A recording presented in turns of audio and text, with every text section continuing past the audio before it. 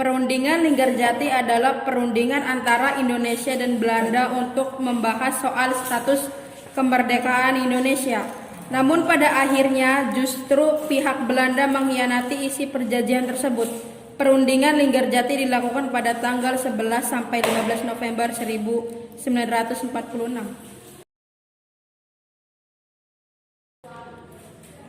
Latar belakang Perjanjian Linggarjati. Perundingan Linggarjati terjadi karena Jepang menetapkan status quo di Indonesia, menyebabkan terjadinya konflik antara Indonesia dengan Belanda yang salah satunya ditandai peristiwa 10 November di Surabaya. Pada awalnya, Indonesia dan Belanda diajak untuk berunding di Hoogeveld yang akan dilaksanakan pada tanggal 14 sampai dengan 15 April 1946. Tetapi perundingan tersebut gagal karena Indonesia meminta Belanda mengakui kedaulatannya atas Jawa, Sumatera, dan Madura.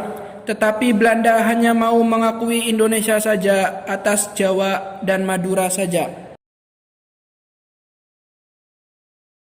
Kronologi terjadinya Perjanjian Linggarjati. Akhir Agustus 1946, pemerintah Inggris mengirim Lord Killarney ke Indonesia dalam misi menyelesaikan perundingan antara Indonesia dengan Belanda.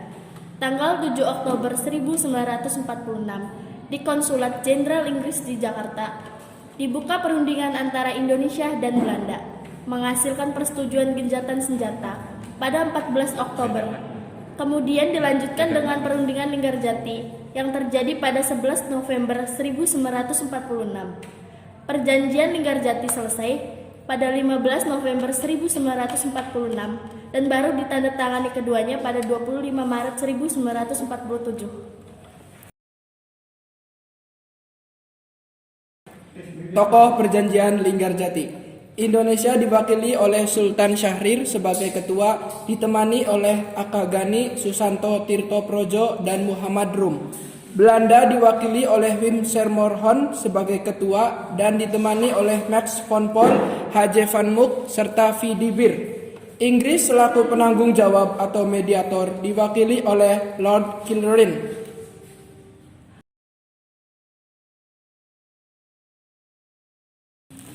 Isi Perjanjian Linggarjati. Pertama, Belanda mengakui secara de facto wilayah Republik Indonesia, yaitu Jawa, Sumatera, dan Madura. Kedua, Belanda harus meninggalkan wilayah Republik Indonesia selambat-lambatnya tanggal 1 Januari 1949. Ketiga, Belanda dan Indonesia sepakat membentuk negara Republik Indonesia Serikat. Keempat, Republik Indonesia Serikat harus bergabung dengan negara-negara persemakmuran di bawah kerajaan Belanda.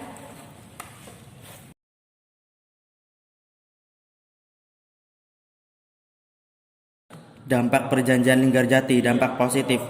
1. Citra Indonesia di mata dunia semakin kuat dengan adanya pengakuan Belanda terhadap kemerdekaan Indonesia. 2. Belanda mengakui negara Republik Indonesia atas kuasa Pulau Jawa, Madura, dan Sumatera secara de facto. 3. Selesainya konflik antara Belanda dan Indonesia. Dampak negatif. Pertama, Indonesia hanya memiliki wilayah kekuasaan yang kecil. Selain itu, Indonesia harus mengikuti permakmuran Indo-Belanda. 2. Memberikan waktu Belanda untuk mempersiapkan melanjutkan agresi militer. 3. Perjanjian ini ditentang oleh sejumlah masyarakat seperti Partai Masyumi, PNI, Partai Rakyat Indonesia, dan Partai Rakyat Sosialis.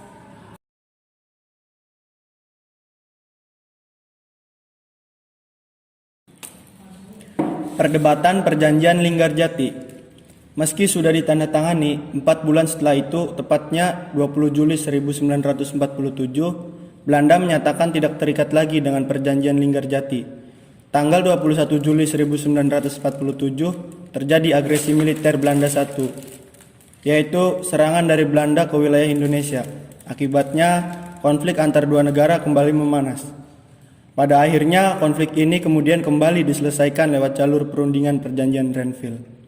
Namun, banyak hasil Perjanjian Renville yang merugikan pihak Indonesia.